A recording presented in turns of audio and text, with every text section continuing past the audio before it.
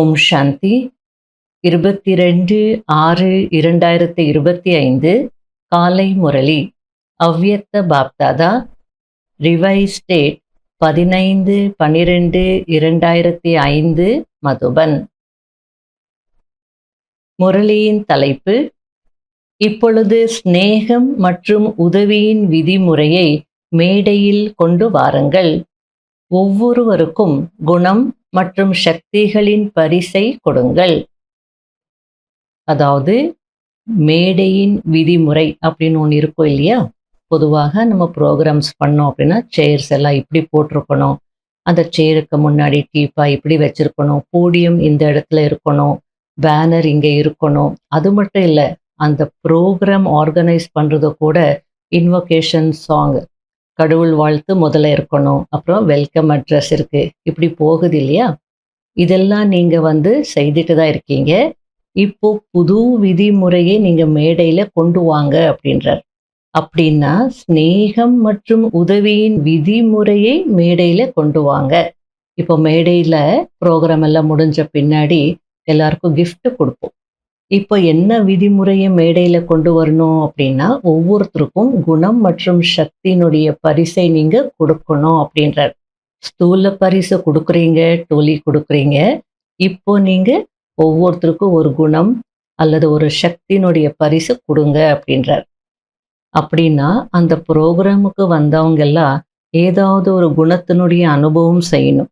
இங்கிருந்து போறாங்க அப்படின்னா அந்த ஒரு சக்தியினுடைய பரிசை கொண்டு போகணும் அப்படின்னு சொல்லிட்டு இருக்கிறார்.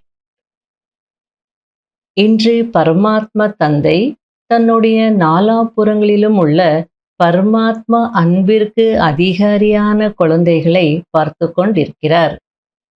இந்த பரமாத்மா அன்பு உலகத்தில் கோடியில் ஒரு சிலருக்கு தான் கிடைக்கிறது. இந்த பரமாத்மா அன்பு சுயநலமற்ற அன்பாகும். ஏனென்றால் ஒரு பரமாத்மா தந்தைதான் நிராகாரமானவர், அகங்காரமற்றவர். ஆத்மாக்கள் ஷரீரமுடையவராக இருக்கும் காரணத்தினால் ஏதாவது சுயநலம் எப்படியாவது வந்து விடுகிறது. பரமாத்மா தந்தைதான் தன்னுடைய குழந்தைகளுக்கு அப்படிப்பட்ட சுயநலமற்ற அன்பை கொடுக்கிறார். பரமாத்மா அன்பு பிராமண வாழ்க்கையின் விசேஷ ஆதாரமாக இருக்கிறது. பிராமண வாழ்க்கையின் உயிர் தானமாக இருக்கிறது. ஒருவேளை பிராமண வாழ்க்கையில் பரமாத்மா அன்பின் அனுபவம் குறைவாக இருக்கிறது என்றால் அன்பு இல்லாத வாழ்க்கை ரமணீகரமாக இருக்காது, வறண்டு போன வாழ்க்கையாகி விடுகிறது. பரமாத்மா அன்புதான் வாழ்க்கையில் சதா துணையாகவும் இருக்கிறது, மேலும் துணைவனாகி சதா உதவியும் செய்கிறது. எவ்வளோ அழகா பாபா புரிய வச்சிட்டு இருக்கிறார்.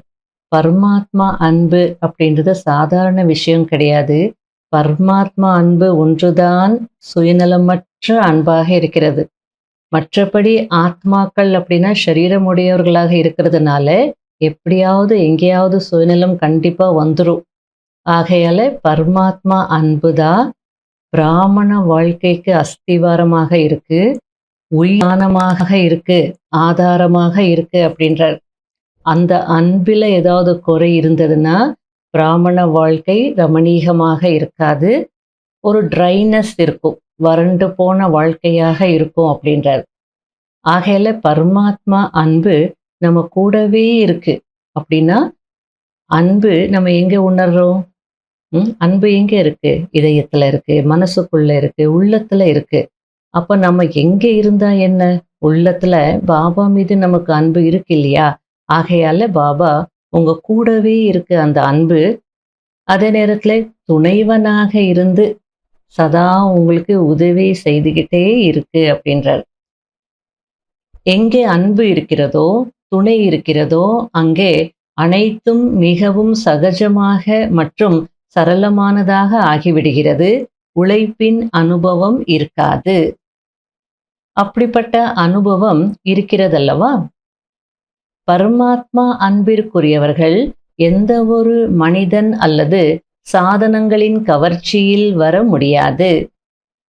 ஏனென்றால் பரமாத்மா கவர்ச்சி, பரமாத்மா அன்பு எப்படிப்பட்ட அனுபவத்தை செய்விக்கிறது என்றால், அந்த அன்பின் காரணத்தினால் சதா அன்பில் மூழ்கி இருப்பார்கள். அதாவது லவ்லீனாக இருப்பார்கள் அப்படின்றார். இதைதான் மக்கள் பரமாத்மாவில் கலந்து விடுவது என்று நினைக்கிறார்கள். பரமாத்மாவில் கலப்பதில்லை, ஆனால் பரமாத்மா அன்பில் லவ்லீன் ஆகி விடுகிறார்கள். அதாவது பரமாத்மா அன்பில் ஐக்கியமாகி விடுகிறார்கள். பாப் தாதா நாலாபுறங்களிலும் உள்ள குழந்தைகளை பார்க்கிறார். பரமாத்மாவிற்கு அன்பானவர்களாக அனைவரும் ஆகி இருக்கிறார்கள். ஆனால் ஒன்று அன்பான குழந்தைகள், அதாவது லவ்லி குழந்தைகள். இன்னொன்று லவ்லீன், அதாவது அன்பில் மூழ்கிய குழந்தைகள். ஆக அனைவரும் அன்பான குழந்தைகள்தான். ஆனால் எந்த அளவிற்கு லவ்லீன் ஆகி இருக்கிறீர்கள் என்று தன்னைத்தான் கேளுங்கள். அடுத்தது பாப்தாதா அந்த லவ்லீன் குழந்தைகளுடைய அடையாளங்கள் எப்படி இருக்கும் அதை பற்றி சொல்லிட்டு இருக்கிறார். லவ்லீன் குழந்தைகளின் அடையாளம், அதாவது அன்பில் மூழ்கிய குழந்தைகளின் அடையாளம். அவர்கள் சதா பரமாத்மாவின் கட்டளைப்படி சகஜமாக நடப்பார்கள். அவர்கள் கட்டளைப்படியும் நடப்பார்கள். மேலும் தேக உணர்வையும் அர்ப்பணித்தவர்களாக இருப்பார்கள். ஏனென்றால் அன்பிற்காக அர்ப்பணம் ஆகுவது ஒன்றும் கடினம் அல்ல. அதாவது அன்பு இருக்குன்னா அங்க எதை வேணாலும் செய்ய தயாரா இருப்பாங்க. அர்ப்பணம் ஆகணும், பலி ஆகணும்னாலும் அது கூட அவங்களுக்கு கடினமாக தெரியாது. அதனால பாபா சொல்லிட்டு இருக்காரு, அன்பிற்காக அர்ப்பணம் ஆகுவது ஒன்றும் கடினம் அல்ல அப்படின்றார். ஆகையால கட்டளைப்படியும் அவங்க நடப்பாங்க. அடுத்தது பாபா எந்த கட்டளைப்படி நடப்பாங்க அதையும் சொல்லிட்டு இருக்கிறார். அனைத்தையும் விட முதல் கட்டளை யோகி ஆகக, தூய்மை ஆகக என்பதாகும். தந்தைக்கு குழந்தைகள் மீது அன்பு இருக்கும் காரணத்தினால் தந்தையால் குழந்தைகள் உழைப்பதை பார்க்க முடிவதில்லை. போன முரளில கூட இதை பற்றி பாபா சொன்னார். போன வாரம் அவ்வியக்த முரளில குழந்தைகள் உழைக்கிறது பார்க்கும்போது நான் போய் உதவி செய்யலாமா, நான் போய் செய்திடலாமா அப்படின்னு தோணுமா பாபாவுக்கு. செய்யலானும் வந்துருவாரா. ஆனா டிராமா என்ன சொல்லுது, பாபாவுக்கு ரகசியத்தை சொல்லுதா. டிராமாவின் ரகசியம் யாரு செய்வாங்களோ அவங்க தான் அடைவாங்க. அதனால பெட்டர் நீ உன் இடத்துக்கு போ அப்படின்னு சொல்லி பரமாத்மாவுக்கே டிராமா என்ன பண்ணுது, கட்டளையிடுது. ஏன்னா பரமாத்மா செய்ய முடியாது, செய்விப்பவர் தான், வழிதான் சொல்வார், யுக்தி தான் சொல்வார்.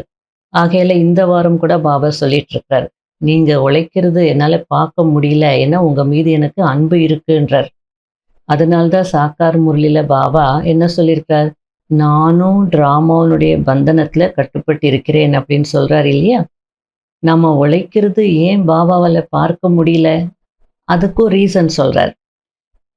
ஏனென்றால் 63 பிறவிகளாக நிறைய உழைத்திருக்கிறீர்கள் என்பதை தந்தை அறிந்திருக்கிறார். இப்போது இந்த அலௌகீக பிறவி உழைப்பிலிருந்து விடுபட்டு அத்தீந்திரிய சுகத்தின் ஆனந்தத்தை கொண்டாடுவதற்காக தான் இருக்கிறது. ஆனந்தத்தை கொண்டாடி கொண்டிருக்கிறீர்களா? அதாவது எந்த அர்த்தத்துல பாபா புரிய வச்சுட்டு இருக்கிறார் அப்படின்னா, உங்களுக்கு பாபா மீது அன்பு இருந்ததுன்னா, அன்பில் மூழ்கி இருந்தீங்கன்னா இந்த வாழ்க்கை எப்படி இருக்கும், ஆனந்தமாக இருக்கும். மாயை வந்தாலோ, பிரச்சனைகள் வந்தாலோ, சூழ்நிலைகள் மாறினாலோ, அந்த அன்பிற்கு முன்னாடி இதெல்லாம் ஒண்ணுமே இல்லைன்னு சொல்லிட்டு ஆனந்தமாக இருப்பாங்க. அத்தீந்திரிய சுகத்தின் ஆனந்தத்துல இருப்பாங்க. சோ அப்படி இருக்கீங்களான்னு பாபா கேட்டுட்டு இருக்கிறார். சங்கம யுகம் உழைப்பிற்கான யுகம் இல்ல, ஆனந்தத்தை அனுபவிப்பதற்கான யுகம் அப்படின்னு புரிய வைக்கிறார். ஏன்னா பிராமண பிறவி அப்படின்னாலே அலௌகீக பிறவி. அலௌகீக பிறவி அப்படின்னா ஆன்மீக சுகத்தை அனுபவம் செய்யக்கூடிய ஒரு பிறவி. ஆகையால ஆனந்தத்தை கொண்டாடி கொண்டு இருக்கிறீர்களா அல்லது உழைக்க வேண்டி இருக்கிறதா? அன்பில் கட்டளைப்படி நடப்பது உழைப்பாக தோன்றாது. ஒருவேளை உழைக்க வேண்டி இருக்கிறது என்றால் அன்பின் சதவிகிதம் குறைவாக இருக்கிறது. எங்கேயாவது அன்பில் ஏதாவது லீக்கேஜ், அதாவது கசிவு இருக்கிறது. ஞானக்கடல் ஞானக்கடல் தான். எப்படி புரிய வச்சுட்டு இருக்கிறார் பாருங்க. அலௌகீக பிறவின உழைக்க வேண்டிய அவசியமே இருக்காது. ஆனந்தமாக இருக்க வேண்டிய ஒரு பிறவி. ஆனாலும் அந்த பிறவியிலையும் நீங்க உழைக்க வேண்டி இருக்கிறது அப்படின்னா அதுக்கு காரணம் இருக்கு அப்படின்னு அதுக்கான காரணத்தையும் சொல்றார். அன்பின் சதவிகிதம் குறைவாக இருக்கிறது. ஆகையால எங்கேயோ ஒரு இடத்துல லீக்கேஜ் இருக்கு.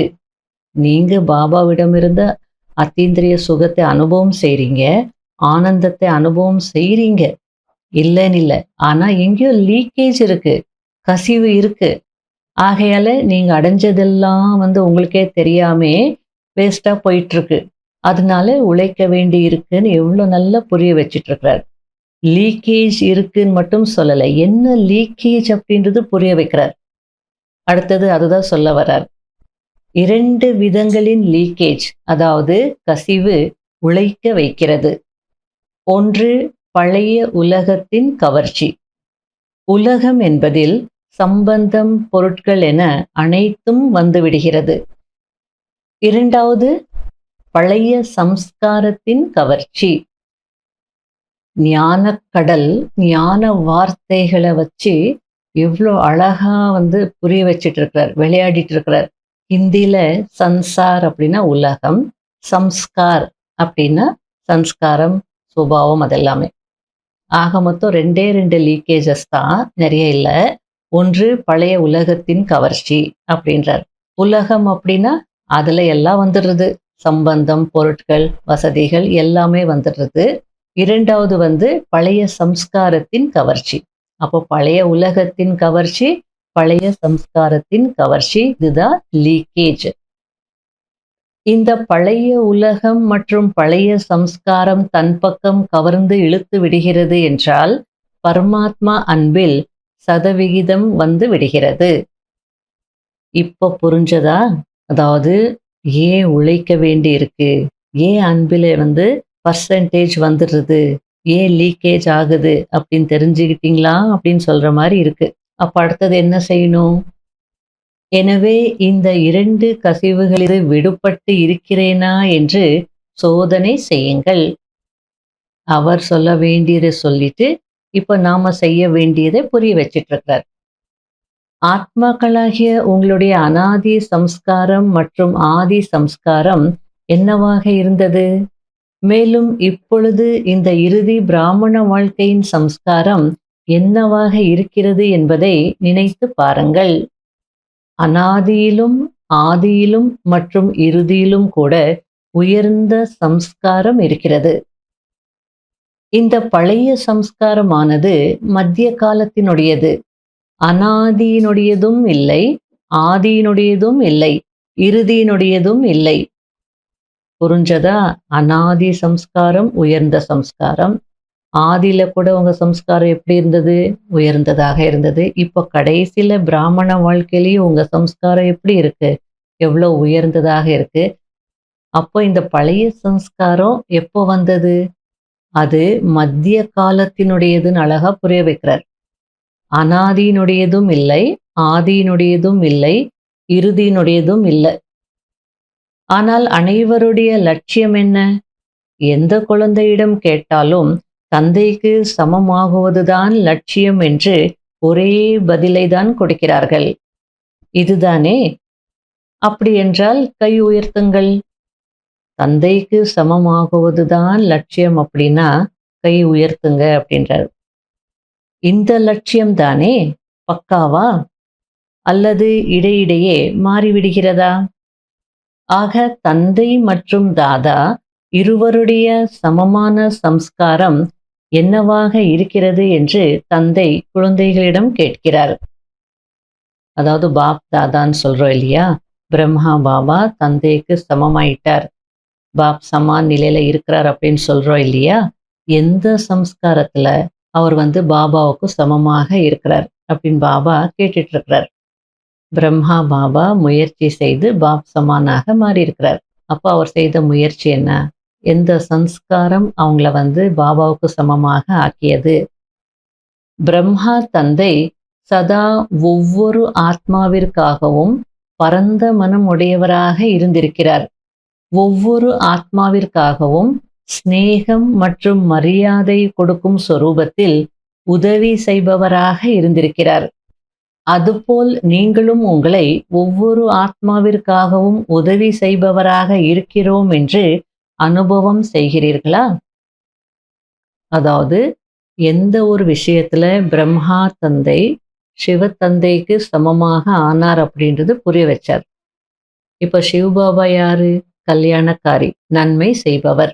அந்த நன்மை செய்யணுன்றதுனால நம்ம எவ்வளோ பாவங்கள் செய்திருந்தாலோ, எவ்வளோ கீழான நிலையில இருந்தாலோ, அழுக்கானவர்களாக இருந்தாலோ, பத்தித்த நிலையில இருந்தாலும் நீங்க எல்லாருமே என்னுடைய குழந்தைகள் அப்படின்னு ஏத்துக்கிட்டார். மாலையினுடைய கடைசி மணியாக இருந்தாலும் அவங்களும் கூட என்னை புரிஞ்சுக்கிட்டாங்க, மீரா பாபா சொல்லிட்டாங்க அப்படின்னு சொல்லி அந்த கடைசி மணியையும் எவ்வளோ உயர்ந்த பார்வையில பார்த்தார். அதான் பரமாத்ம பார்வை. பரந்த மனதோடு பார்த்தார், ஏத்துக்கிட்டார். அப்போ பிரம்மா பாபாவும் அதை தான் ஃபாலோ செய்தார். அதனால்தான் அவர் தந்தைக்கு சமமாயிட்டார். நானும் ஒவ்வொரு ஆத்மாவுக்கும் நன்மை செய்யணும் அப்படின்னு சொல்லி ஒவ்வொரு ஆத்மாவிற்கும் உதவியாளராக இருந்தார், ஒத்துழைப்பை கொடுத்தார். ஆகையால இப்படி சொல்லிட்டு இருக்கிறார், ஒவ்வொரு ஆத்மாவிற்காகவும் உதவி செய்பவராக இருப்பதாக அனுபவம் செய்கிறீர்களா? உதவி செய்தால், ஒத்துழைப்பு கொடுத்தால் ஒத்துழைப்பு ஆகுவேன் என்று அப்படி இல்லை. அல்லது சிநேகம் கொடுத்தால் சிநேகமுடையவராக ஆகுவேன் என்று அப்படி இல்லை. எப்படி பிரம்மா தந்தை ஒவ்வொரு குழந்தைக்காகவும் உதவி செய்பவரானார், சிநேகமானவர் ஆனார், அதுபோல் அனைவருடைய சதா சிநேகமானவராக மற்றும் உதவி செய்பவராக இருக்க வேண்டும். இதற்குதான் சமம் ஆகுவது என்று சொல்லப்படுகிறது. ஒருவேளை ஏதாவது ஒரு குழந்தைக்கு சம்ஸ்காரத்தை மாற்றுவதற்கு உழைக்க வேண்டி இருக்கிறது என்றால் அதற்கான காரணம் என்ன? பிரம்மா பாபா தன் மீது கவனம் வைத்தார், ஆனால் உழைக்கவில்லை. சம்ஸ்காரத்தை மாற்றுவதில் உழைப்பதற்கான காரணம் என்னவென்றால், அன்பானவராக ஆகியிருக்கிறீர்கள், அன்பில் மூழ்கியவராக ஆகவில்லை.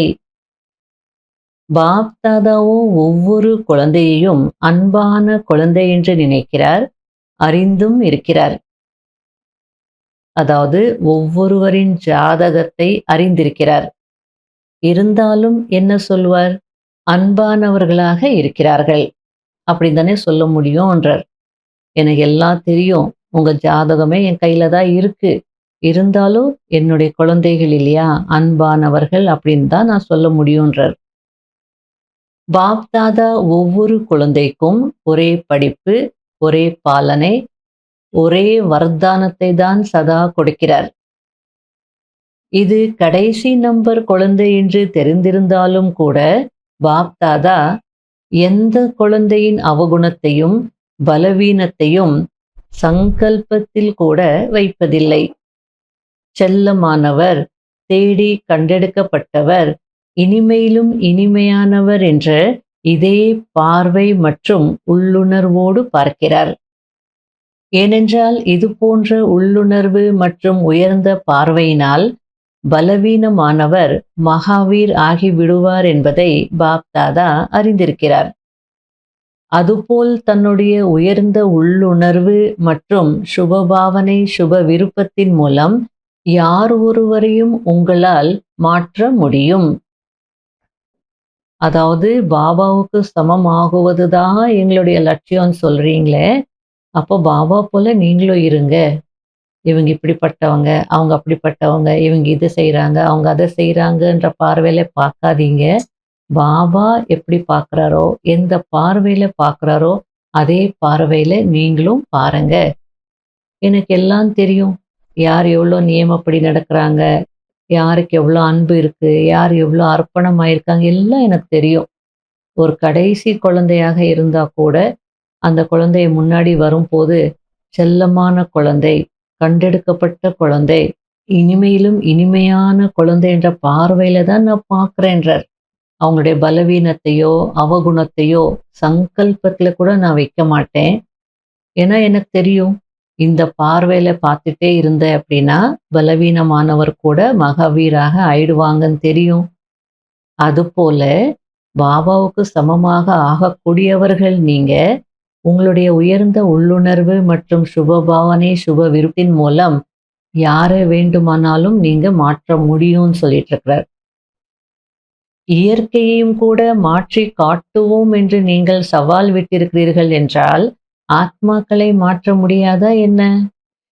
இயற்கையை வென்றவர்களாக ஆகிறீர்கள் என்றால், ஆத்மாவை ஆத்மாவின் உயர்ந்த பாவனையின் மூலம், நன்மை நிறைந்த விருப்பத்தின் மூலம் மாற்ற முடியாதா? இயற்கையை நீங்க வென்று பிரகிருதி ஜீத், இயற்கையை வென்றவர்களாக ஆகுறீங்கன்னா, ஆத்மாக்களை மாற்ற முடியாதா? ஒரு ஆத்மாவை ஆத்மாவாகிய நீங்க உங்களுடைய உயர்ந்த பாவனையினால, நன்மை நிறைந்த விருப்பத்தினால மாற்ற முடியாதா? ஆகையால உயர்ந்த பாவனை மற்றும் நன்மை நிறைந்த விருப்பம் இருந்ததுன்னா, எந்த ஆத்மாவாக இருந்தாலும் அந்த ஆத்மாவை நீங்க மாற்ற முடியும் அப்படின்னு சொல்லிட்டு இருக்காரு. அந்த பவர் உங்களிடம் இருக்குன்னு புரிய வச்சிட்டு இருக்கிறார். இப்பொழுது புது வருடம் ஆரம்பமாக போகிறதல்லவா? எனவே புது வருடத்தில் அனைத்து எல்லையற்ற பிராமண குடும்பத்திற்கு மத்தியில் ஒருவருக்கொருவர் தன்னுடைய சுப பாவனை மற்றும் உயர்ந்த விருப்பத்தின் மூலம் ஒவ்வொருவரும் ஒருவருக்கொருவர் மாறுவதில் உதவி செய்பவர் ஆகுங்கள். அதாவது எவ்வளோ அழகா பாபா புரிய வச்சிட்டு இருக்காரு. ரொம்ப ஆழமான விஷயங்கள். எல்லையற்ற பிராமண குடும்பத்திற்கு இடையில ஒவ்வொருவரும் தன்னுடைய சுப பாவனை மற்றும் உயர்ந்த விருப்பத்தின் மூலம் ஒருவர் இன்னொருவர் மாறுவதற்கு உதவியாளராக இருங்க அப்படின்றார். அப்ப மற்றவங்க மாறுறதுக்கு நம்ம உதவி செய்யறது அல்லது உதவியாளராக இருப்பதுன்னா என்ன அர்த்தம்? முதல்ல அந்த ஆத்மாவுடைய கண்டிஷன் புரிஞ்சுக்கணும்.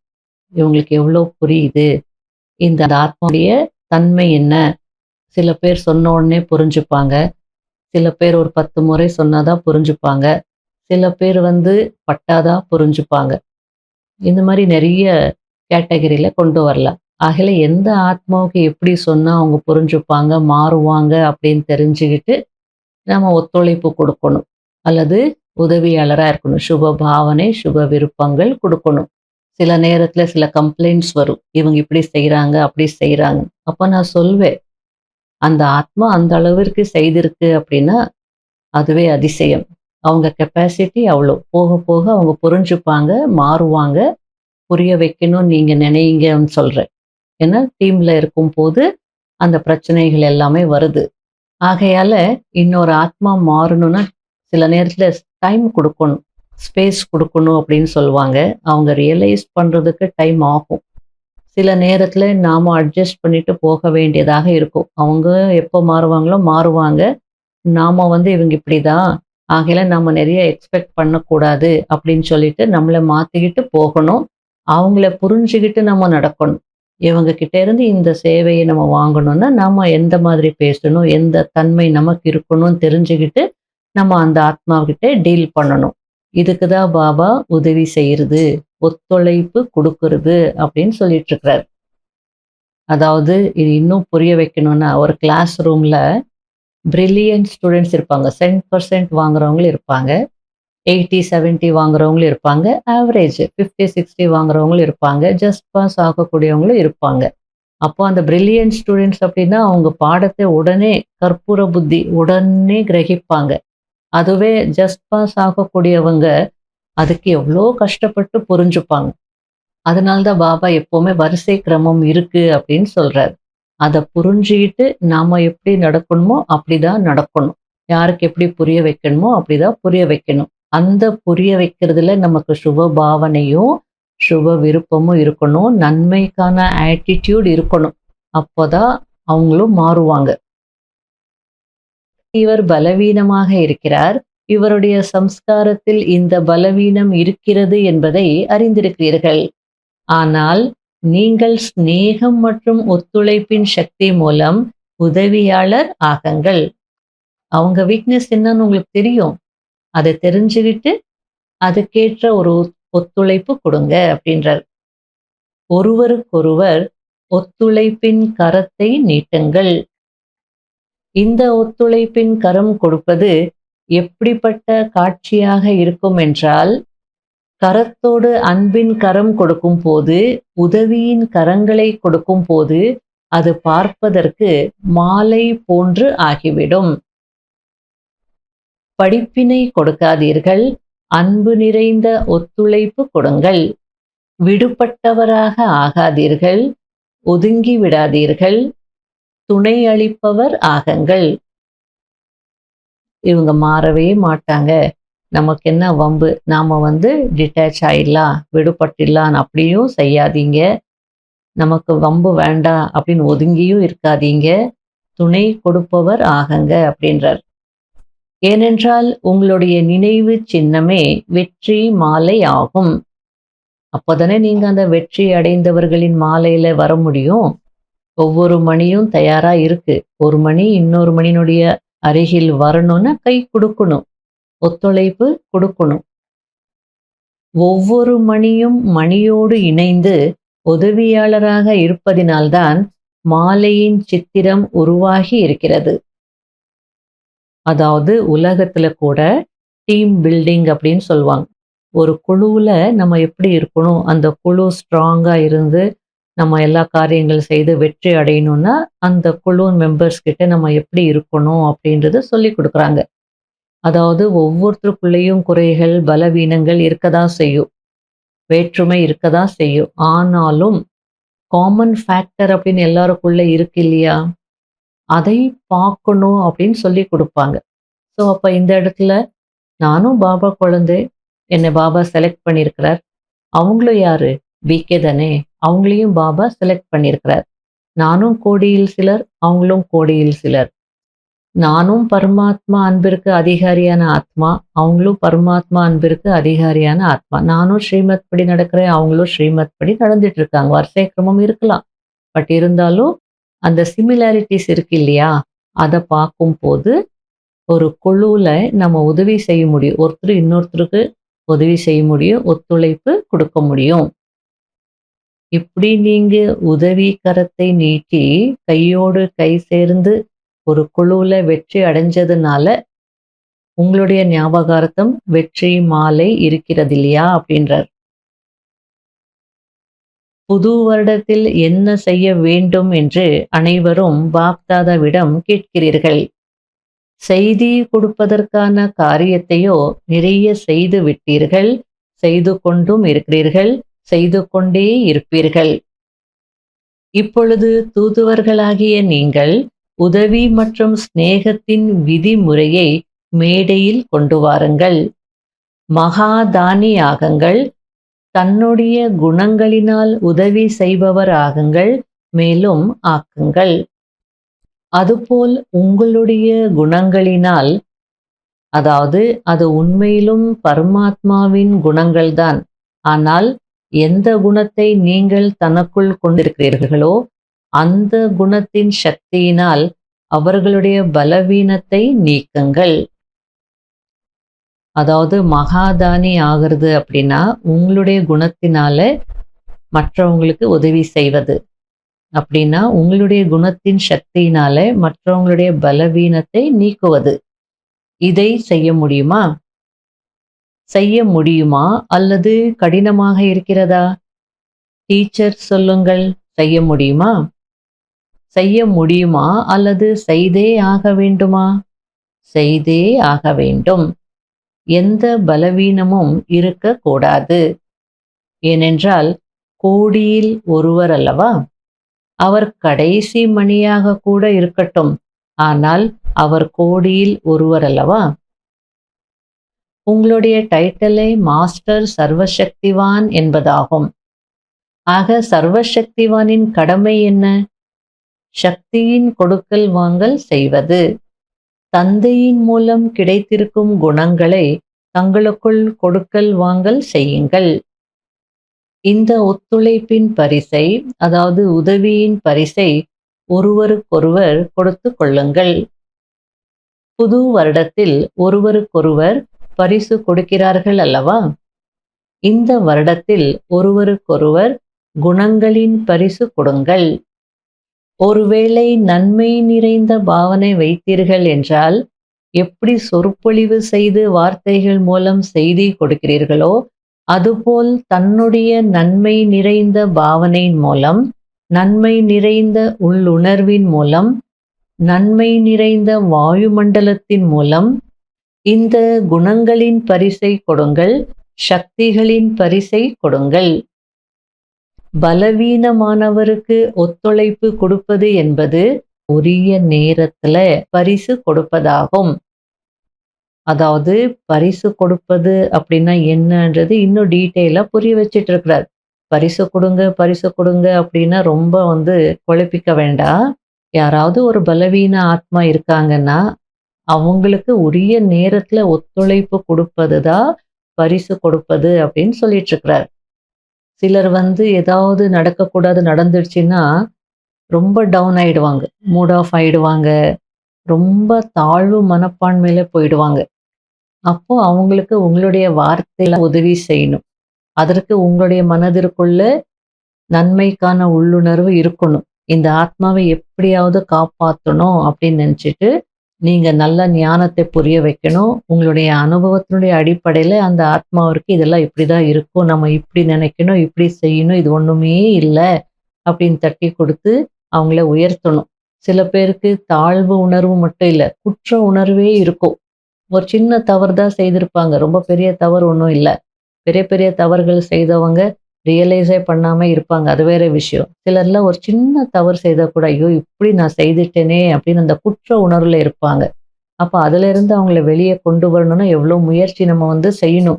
ஆகையில உங்களுடைய மேலான துணையின் மூலமா அவங்கள அந்த குற்ற உணர்வுல இருந்து நீங்க வெளியே கொண்டு வரணும்.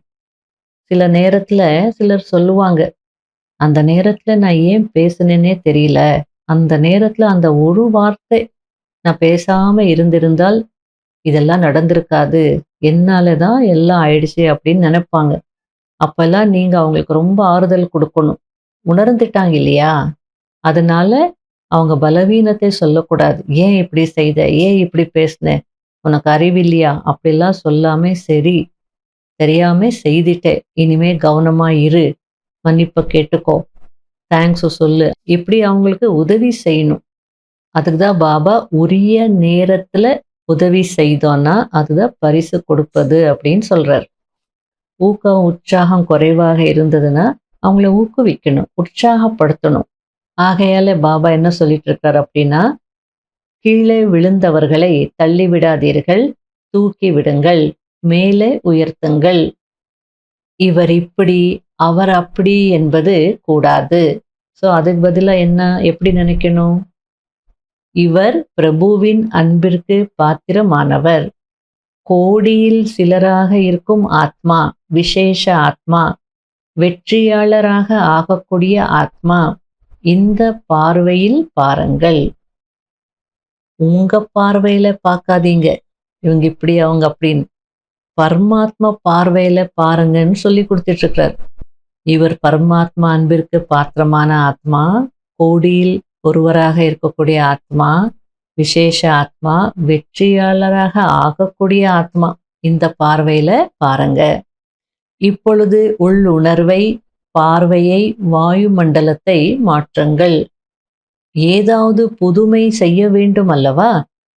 பலவீனத்தை பார்த்தாலும் பார்க்காதீர்கள், ஊக்கம் கொடுங்கள், ஒத்துழைப்பு கொடுங்கள். அப்படிப்பட்ட பிராமண குழுவை தயார் செய்யுங்கள். அப்பொழுது பாப்தாதா வெற்றிக்கான கை தட்டுவார். நீங்களும் கூட அடிக்கடி கை தட்டுகிறீர்கள் அல்லவா? பாப்தாதாவும் கூட வாழ்த்துக்கள் வாழ்த்துக்கள் வாழ்த்துக்கள் என்று கை தட்டுவார். இந்த இடத்துல பாபா 3 லாங்குவேஜஸ் யூஸ் பண்ணியிருக்கார்.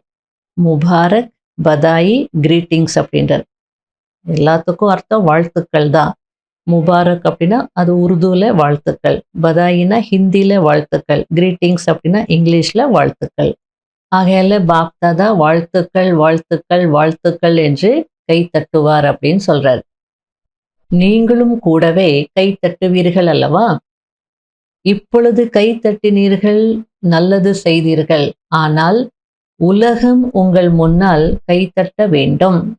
அனைவருடைய வாயிலிருந்தும் நம்முடைய இஷ்ட தேவதைகள் வந்து விட்டார்கள், நம்முடைய பூஜைக்குரியவர்கள் வந்து விட்டார்கள் என்ற இந்த குரல் வெளிப்பட வேண்டும். லட்சியம் உறுதியாக இருக்கிறதல்லவா? லட்சியம் உறுதியாக இருக்கிறதா? செய்தே ஆக வேண்டும் அல்லவா? அல்லது பார்க்கலாம், திட்டம் போடுவோம் என்று சொல்கிறீர்களா? செய்தே ஆக வேண்டும். திட்டம் போடுவதென்ன? செய்தே ஆக வேண்டும். இப்பொழுது அனைவரும் காத்து கொண்டிருக்கிறார்கள். இப்பொழுது அனைவருடைய காத்திருப்பை முடிவடைய செய்யுங்கள். வெளிப்பாட்டிற்கான ஏற்பாடு செய்யுங்கள். எல்லாரும் காத்துட்டு இருக்காங்க.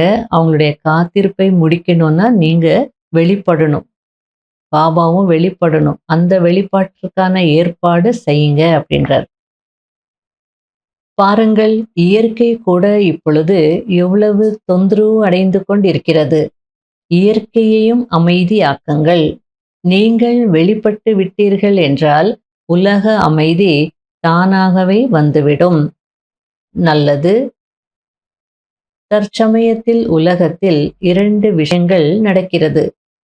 ஒன்று உடற்பயிற்சி, 2வது உணவின் மீது கவனம். நீங்களும் இந்த 2 விஷயங்களை செய்கிறீர்களா? உங்களுடைய பயிற்சி எது? ஷரீரத்திற்கான பயிற்சியோ அனைவரும் செய்கிறார்கள்.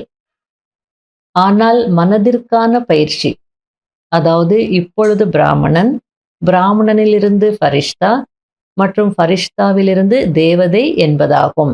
இந்த மனப்பயிற்சி செய்யணுன்றார். இந்த மனதின் ட்ரில்லுக்கான பயிற்சியை சதா செய்து கொண்டே இருங்கள். மேலும் சுத்தமான சங்கல்பம்தான் மனதினுடைய சுத்தமான உணவாகும். ஒருவேளை வீணான எண்ணம், எதிர்மறையான எண்ணம் வருகிறது என்றால் அது மனதினுடைய அசுத்த உணவாகும். ஸ்தூலத்துல அசுத்த உணவு நீங்க சாப்பிட மாட்டீங்க.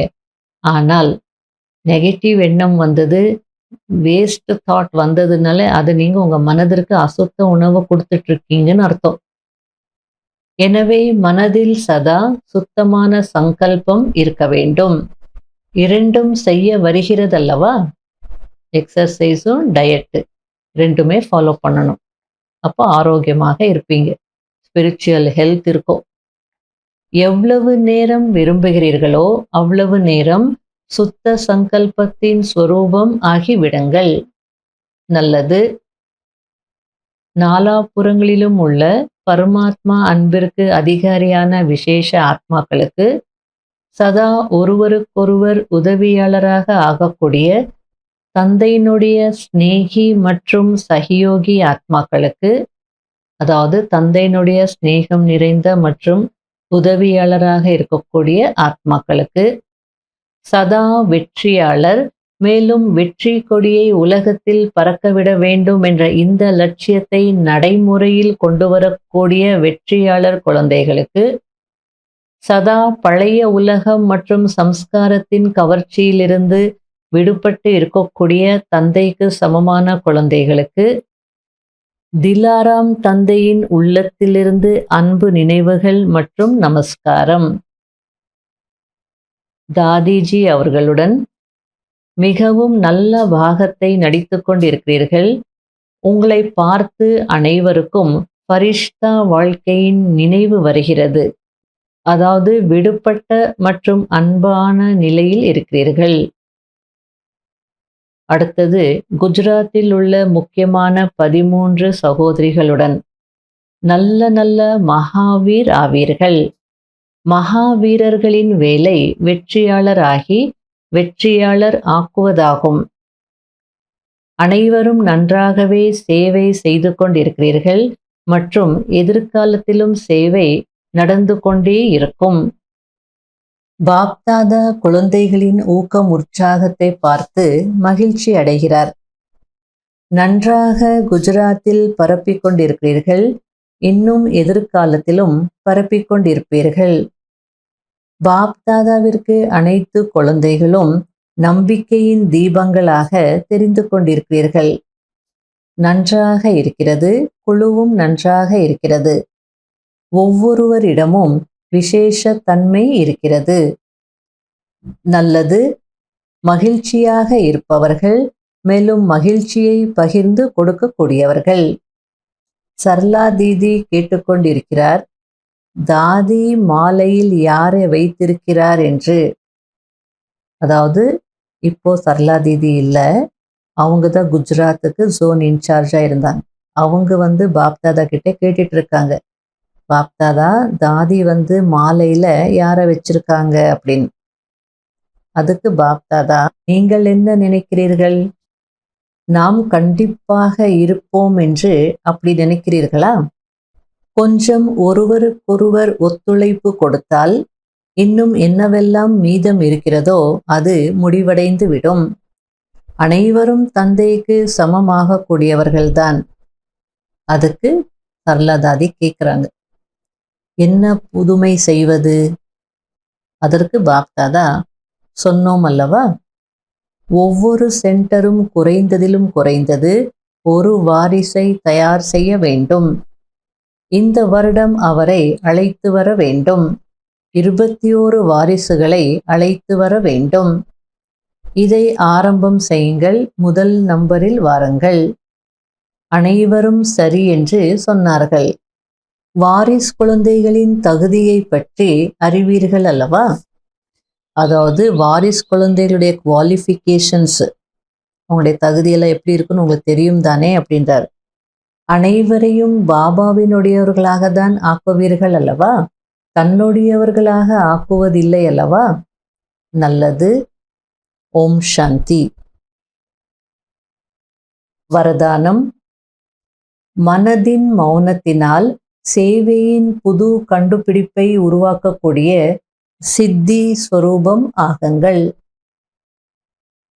எப்படி ஆரம்ப காலத்தில் மௌன விரதம் வைக்கப்பட்டது, அப்பொழுது அனைவரும் ஃப்ரீயாகி விட்டீர்கள், நேரம் கிடைத்துவிட்டது. அதுபோல் இப்பொழுது மனதின் மௌனம் வையுங்கள். வீண் எண்ணங்கள் வரவே கூடாது. எப்படி வாயிலிருந்து சப்தம் வெளிப்படுவதில்லையோ அதுபோல் வீணான சங்கல்பம் வரக்கூடாது. அதாவது மௌனம் பேசுறது இல்லை அப்படின்னா வாயிலிருந்து வார்த்தைகள் வெளிவராது. அதுபோல் மனதின் மௌனம் அப்படின்னா வீண் எண்ணங்கள் வரக்கூடாது. இதுதான் மனதின் மௌனம் ஆகும். அப்பொழுது நேரம் கிடைத்துவிடும். இந்த மனதின் மௌனத்தினால் சேவைக்கான அப்படிப்பட்ட புதிய கண்டுபிடிப்புகள் கண்டுபிடிக்கப்படும். அதன் மூலம் சாதனங்கள் குறைவாகவும் மற்றும் வெற்றி அதிகமாகவும் கிடைக்கும். அதாவது மனதின் மௌனத்தினால் சேவைக்கான புது புது கண்டுபிடிப்புகள் எல்லாம் கண்டுபிடிப்பீங்க. அதன் மூலமா என்ன ஆகும்னா உங்களுக்கு சாதனங்கள் நிறைய தேவைப்படாது, ஆனால் சித்தி கிடைக்கும். எப்படி சயின்ஸின் சாதனத்தின் மூலம் ஒரு வினாடியில் விதி கிடைத்து விடுகிறதோ அதேபோல் சைலன்ஸின் சாதனத்தின் மூலம் ஒரு வினாடியில் விதி கிடைத்துவிடும். இப்போ ஜிபிஎஸ்ஸை எடுத்துக்கோங்க. ஒரு செகண்டில் நீங்கள் ஆன் பண்ணிட்டீங்கனாலே எப்படி போகணும், எங்கே ரைட் எடுக்கணும், நீங்கள் போகிற ரூட் ரைட்டாக ராங்காக எல்லாம் சொல்லிடும் இல்லையா? அதுபோல் சைலன்ஸின் சாதனத்தின் மூலம் ஒரு வினாடியில் இதுதான் நாங்கள் செய்யணும், இப்படி தான் போகணும் அப்படின்னு அந்த விதி உங்களுக்கு கிடைச்சிடும். அப்போ நினைச்சது நடக்கும் இல்லையா? ஸ்லோகன். யார் சுயம் சமர்ப்பண நிலையில் நிலைத்திருப்பார்களோ அவர்களுக்கு முன்னால் அனைவருடைய உதவியும் சமர்ப்பணம் ஆகி விடுகிறது. அவ்யக்த சமிகை. அநேக விதமான மனிதர்கள், வைபவம், அதாவது அநேக விதமான பொருட்களின் தொடர்பில் வந்தாலும் ஆன்மீக பாவம் மற்றும் ஆர்வமற்ற பாவம் தாரணை செய்யுங்கள். அப்பொழுது இந்த வைபவம் மற்றும் பொருட்கள் ஆர்வமற்றவர்களுக்கு முன்பு பணியாளர் ரூபத்தில் இருக்கும். அதுவே ஆர்வம் இருப்பவர்களுக்கு முன்னால் காந்தம் போல் மாட்டிவிடக்கூடியதாக இருக்கும். ஓம் சாந்தி.